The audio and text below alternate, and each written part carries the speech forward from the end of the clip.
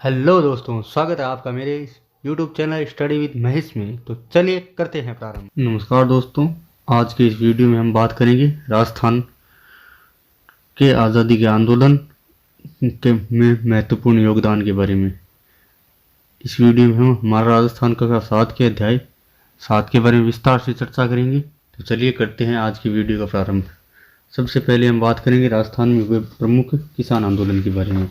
राजस्थान में कौन कौन से किसान आंदोलन कहाँ कहाँ पर हुए थे। सबसे पहले किसान आंदोलन करने से पहले हम राजस्थानी किसान आंदोलन के प्रमुख कारण कौन कौन से हैं उनके बारे में चर्चा करते हैं। देश में जब आज़ादी का आंदोलन चल रहा था तो राजस्थान भी इससे अछूता नहीं रहा। राजस्थान में अजमेर पर अंग्रेजों का सीधा आधिपत्य था तथा अंग्रेजों द्वारा समस्त अपने कार्य की गतिविधियों का संचालन अजमेर से ही किया जाता था।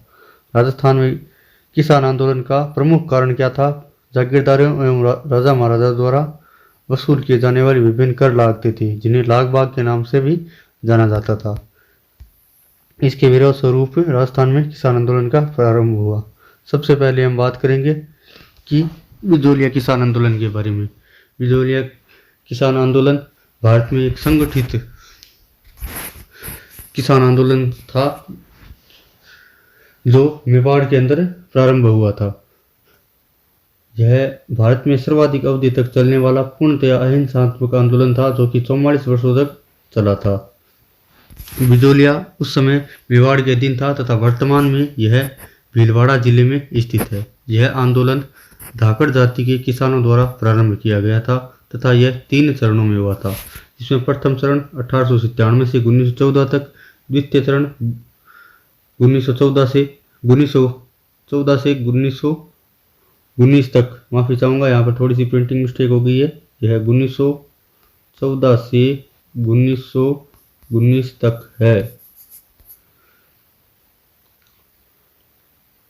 और तीसरा चरण हुआ था 1923 से 1941 तक। 1897 में बिजोलिया के ठाकुर कौन थे? बिजोलिया के ठाकुर थे राव कृष्ण सिंह। 1897 में बिजोलिया के ठाकुर कौन थे? राव कृष्ण सिंह थे उस समय बिजोलिया के ठाकुर, जिन्होंने 84 प्रकार की लाग बाग लगाई थी। इनसे परेशान होकर नानजी व ठाकरी पटेल नामक 2 व्यक्ति मेवाड़ के महाराणा से मिलने पहुंचे थे। ठीक है, महाराणा से मिलने की खबर जब कृष्ण सिंह के पास पहुंची तो उन्होंने गुस्से में चमरीकर लगाना और प्रारंभ कर दिया था। कृष्ण सिंह की मृत्यु के पश्चात यहाँ के जागीरदार बने थे पृथ्वी सिंह। पृथ्वी सिंह ने जागीरदार बनते ही तलवार बंधाई कर लगाना प्रारंभ कर दिया था। कौन सा कर लगाना प्रारंभ किया था? तलवार बंधाई कर। किसानों ने साधु सीताराम दास, फतेह कर्णचारण तथा ब्रह्मदेव के नेतृत्व में विरोध प्रदर्शन किया था। इसके बाद हम बात करते हैं सन 1917 में विजय सिंह पथिक जी ने उपरमाल पंच बोर्ड की स्थापना की थी। उपरमाल पंच बोर्ड की स्थापना किसने की थी? उपरमाल पंच बोर्ड की स्थापना विजय सिंह पथिक ने की थी। कब की थी? 1917 में की थी। इसके बाद हम बात करते हैं कि आंदोलन के तीसरे चरण का नेतृत्व भी जमनालाल बजाज के द्वारा किया गया था। सन 1941 में मेवाड़ के प्रधानमंत्री राघवाचार्य व तत्कालीन राजस्व मंत्री डॉक्टर मोहन सिंह मेहता ने किसानों को समझाया, जिससे आंदोलन समाप्त हो सका। इस आंदोलन में शामिल होने वाली प्रमुख महिलाएं जिनसे संबंधित प्रश्न कई बार परीक्षा में पूछे जा चुके हैं, अंजना देवी चौधरी, रमा देवी, नारायणी देवी आदि थी। इसके बाद हम बात करते हैं बेगू किसान आंदोलन के बारे में।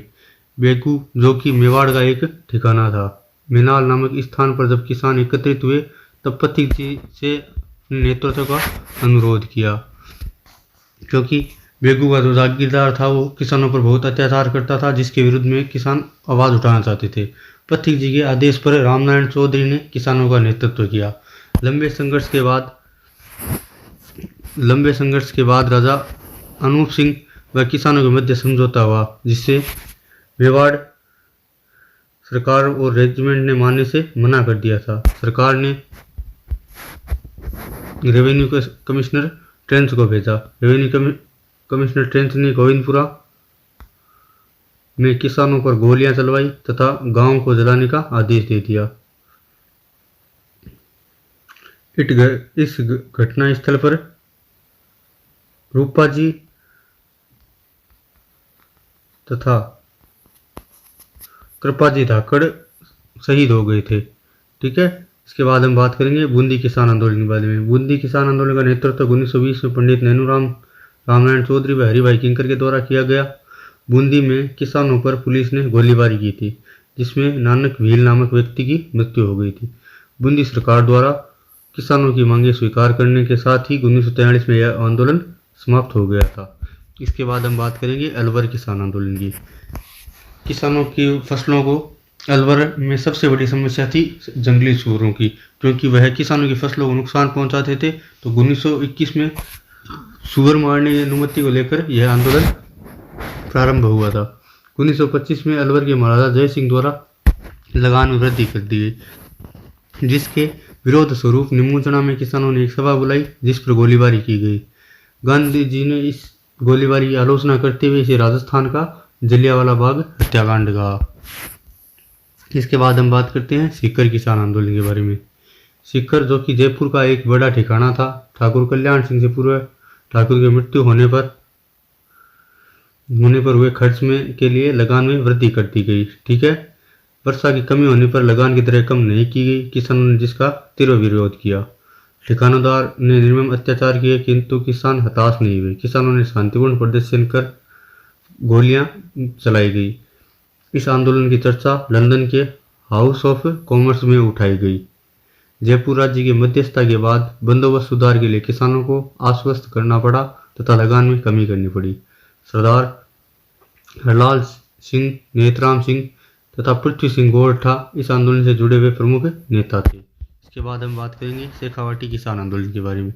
शेखावाटी किसान आंदोलन में शेखावाटी में किसानों से की जा रही मनमानी का विरोध में यह आंदोलन प्रारंभ हुआ, जिसमें चिड़ावा के मास्टर कालीचरण श्राफ ने सेवा समिति का गठन किया था। नवलगढ़, मंडावा, डूंडलोद, बिसाऊ, मालासर के किसानों ने लगान देने से साफ मना कर दिया था।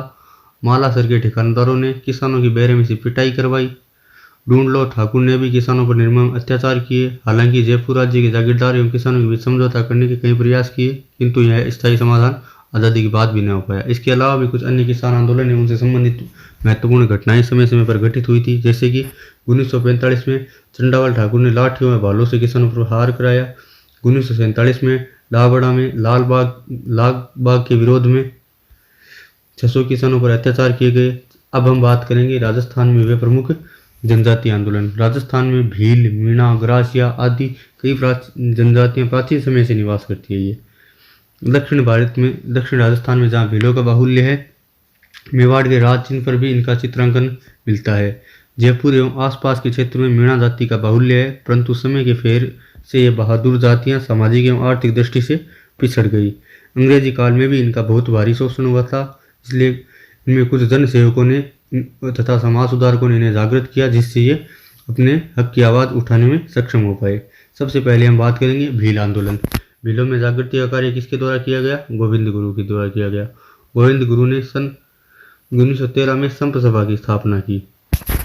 गोविंद गुरु ने बेगार व अनुचित लागतें न देने के लिए भीलों को जागृत किया तथा सन 1913 में मानगढ़ पहाड़ी पर आश्विन पूर्णिमा को संप सभा का अधिवेशन हो रहा था, जिस पर अंग्रेजों ने गोलियां चला दी। आदिवासियों के मसीहा के रूप में जाने जाते हैं? आदिवासियों के मसीहा के रूप में मोतीलाल तेजावत को जाने जाते हैं। मातृकुंडिया, चित्तौड़गढ़ में तेजावत ने किसानों व आदिवासियों को बेकार, लगान, अत्याचार आदि के विरुद्ध संघर्ष का आह्वान किया। आंदोलन को गति देने के लिए एकता पर बल दिया, इसलिए इसे एक ही आंदोलन कहा जाने लगा। इसे कौन सा आंदोलन कहा जाने लगा? एक ही आंदोलन कहा जाने लगा। 21 सूत्री एक ही आंदोलन को गति देने के लिए हजारों आदिवासी उदयपुर में एकत्र हुए तथा महाराणा को 21 सूत्रीय मांग पत्र भी दिया गया, जिसे मेवाड़ की पुकार के नाम से जाना जाने लगा। 21 सूत्रीय मांग पत्र को कौन सा नाम दिया गया? मेवाड़ की पुकार। भीलों को संगठित करने का कार्य डूंगरपुर बांसवाड़ा में भोगीलाल पांड्या व हरिदेव जोशी के द्वारा किया गया। इसके बाद हम बात करेंगे मीणा जनजाति आंदोलन। मीणा जनजाति के एक वर्ग को अंग्रेजी शासन में शांति व्यवस्था की जिम्मेदारी दे रखी थी। ये मीणा चौकीदारी करते और बदले में गांव वालों से चौथ वसूल करते थे, इसलिए इन्हें चौकीदार मीणा कहा जाता था। उसी समय राज्य में क्या हुआ कि बहुत सारी चोरी डकैतियां बढ़ने लगी, जिसके लिए अक्सर इन्हें ही जमींदार ठहराया जाने लगा। अब किसी की भी चोरी का माल बरामद होता तो वह मीणाओं से माल की वसूली करने लग जाता। कुछ लोग आपराधिक कार्यों में संलग्न होने लगे। सरकार ने 1924 में क्रिमिनल ट्राइब्स एक्ट के तहत 12 वर्ष से अधिक आयु के मीणाओं को प्रतिदिन समीप के थाने में हाजिरी देने के लिए पाबंद कर दिया, जिससे मीणाओं में क्रोध व्याप्त हो गया। मीणा समाज में व्याप्त बुराइयां, जयराम पैसे जैसे कठोर कानून को हटवाने और चौकीदारी प्रथा समाप्त करने के लिए आंदोलन चलाया गया। आज़ादी के बाद सन 1952 में जयराम पैसा कानून समाप्त हुआ। अब हम बात करेंगे राजस्थान में हुए प्रमुख प्रजामंडल। प्रजामंडल का अर्थ होता है प्रजा का मंडल अथवा प्रजा का संगठन। राजस्थान में प्रजामंडल ने महत्वपूर्ण भूमिका निभाई। जवाहरलाल नेहरू ने कहा था कि किसी स्थान पर जन आंदोलन तभी आरंभ हो सकता है जब वहां की जनता तैयार हो। जन आंदोलन के संचालन का दायित्व जनता को दिया गया तथा राजस्थान में विभिन्न रियासतों में प्रजामंडलों का गठन किया गया। सबसे पहले हम बात करेंगे मारवाड़ प्रजामंडल।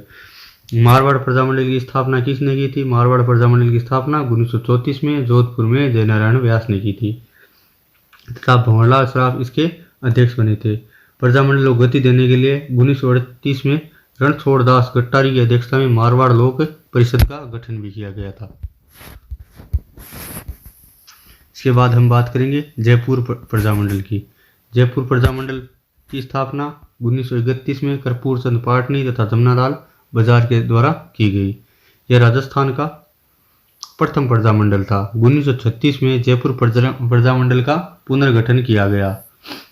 इस प्रजामंडल ने चिरंजीलाल मिश्र के नेतृत्व में कार्य करना प्रारंभ किया था।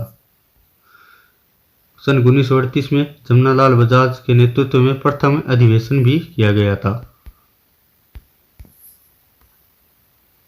प्रजामंडल में रियासत के उत्तरदायी शासन की स्थापना की थी।